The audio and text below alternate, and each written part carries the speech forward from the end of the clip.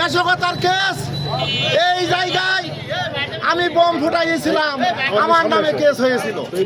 আপনারা জানেন এখানকার দোকানপাটের লোক অনেকে সাক্ষী আছেন, পুলিশ অবৈধভাবে তাদেরকে সাক্ষী মানছে, কেউ দেখে নাই, অবৈধভাবে সাক্ষী দিয়ে মানা হয়েছে।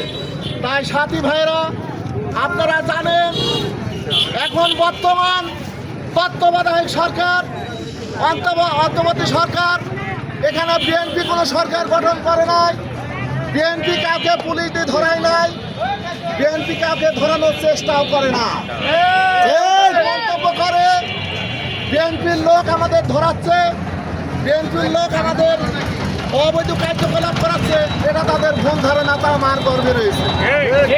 বর্তমান তত্ত্বাবধায়ক সরকার বিএনপির লোকেরা যদি নির্যাতন করে, চাঁদাবাজি করে, হত্যা করে, জুলুম করে, তাও কেউ ছাড় দেবে না।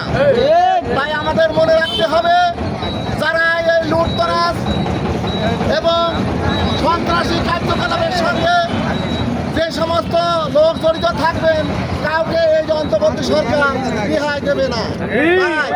আমাদেরকে সেই লক্ষ্যে কুষ্টিয়ায় আমাদেরকে মহাসমাবেশের ডাক দিয়েছেন জেলা বিএনপির পক্ষ থেকে। সমাবেশে আপনাদেরকে দলে দলে যোগদান করে এই জেলা বিএনপির প্রোগ্রামকে সাফল্যমণ্ডিত করার জন্য আমি সবাইকে উদাত্ত আহ্বান রেখে আমি আমার বক্তব্য